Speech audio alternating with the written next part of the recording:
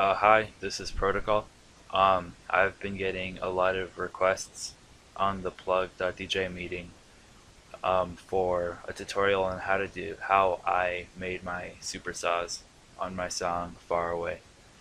Yeah, so here what they sound like.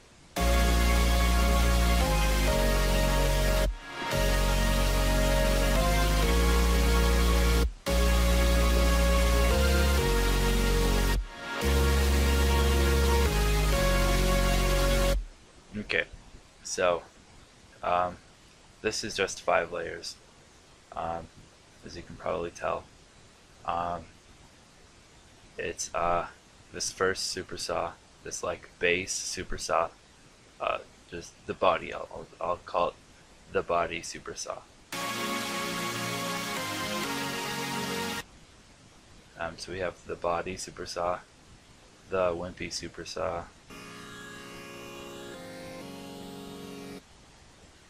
white noise, a lead, and then the bass. Okay, so I guess I will dive right in. So this uh, patch is like, oh my gosh, it's so amazing. Um, I know it says LB Carter Mach 1, but I mean, I just used it to form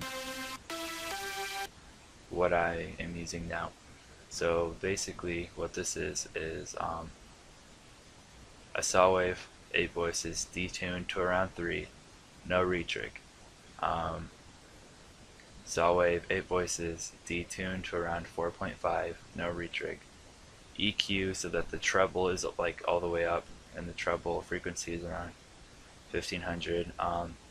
This LFO number 1, has a little bit of vibrato on it. And then this envelope right here, uh, it makes it kind of high and then it pitches down, so it kind of makes a popping noise, and it kind of just defines the chord a little more.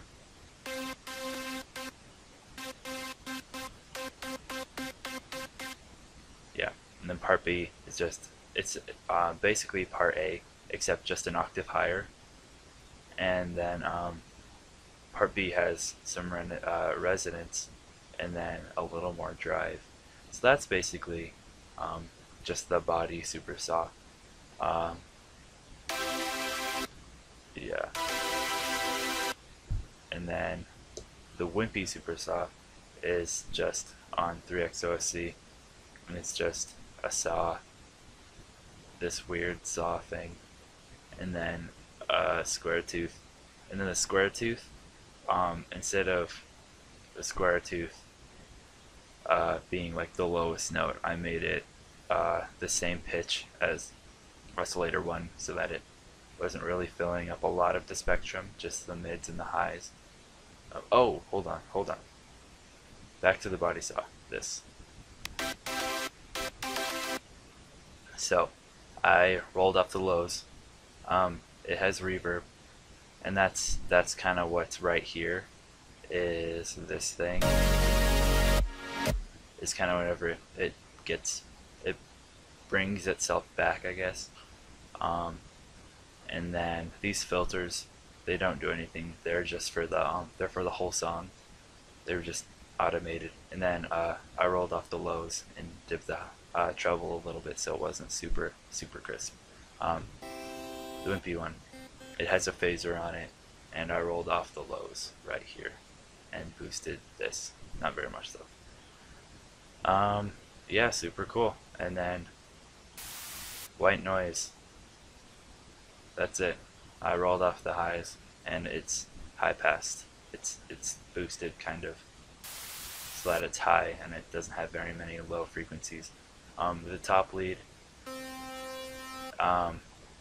it was made in Harmor, and it has a little bit of unison right here, and a little bit of chorus, and it's like almost a saw wave, and then a square tooth. Yeah, that's basically it. It's really not that good of a lead, but it's not really supposed to be because it's not supposed to be very defining. It's just supposed to be kind of helping the supersaw. Again, this is rolled off in the lows so that it's not interfering with the bass. And then we get to the bass, which, as you can hear, is an awesome bass. It's basically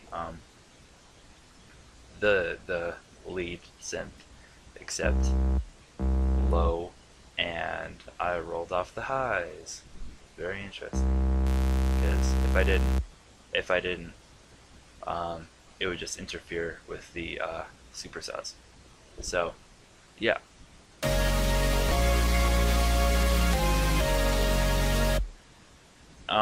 Yeah. So, basically, just these supersaws, I guess they sound so good, is just because of the samples that I used and because of the chord progression. As you can see right here, this first chord isn't a very, I mean, it's weird. It's kind of a weird sounding chord.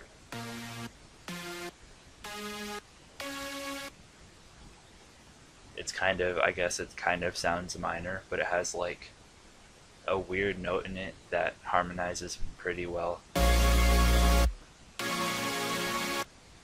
Yeah.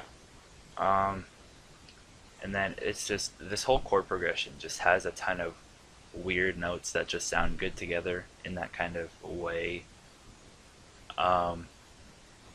Yeah, that's one of the major things that helps with supersaws, are really big chords and really unique chords that harmonize together really well. And then EQing them together. I mean, I haven't compressed these together or anything. Oh, also they have some stereo separation right here, except for, I mean, obviously the bass is all mono. Yeah, I mean, I wish there was more of a secret to it, but just the major three things are picking out, like synthesizing the samples, synthesizing the sounds really well, and making sure they all EQ together really well. I actually had a really hard time with the bass because I didn't know if I wanted it to be loud. And then once I figured out that it didn't sound good loud, I had to figure out how to make it fit in but not, be too quiet to where there wasn't any bass. Yeah, so hold on. I will put on an EQ on the master channel so that you can kind of hear. And in the track, this filter is for the high pass that is during the build-up, and so it's only automated a couple times, but yeah, don't worry about that. That doesn't have anything to do with what the track sounds like. And then the fruity balance is just for volume between excuse me, it's just for a volume difference, just like slightly during the drop and the not drop. I guess. Yeah, so those are both automated very slightly. Okay, so these saws sound.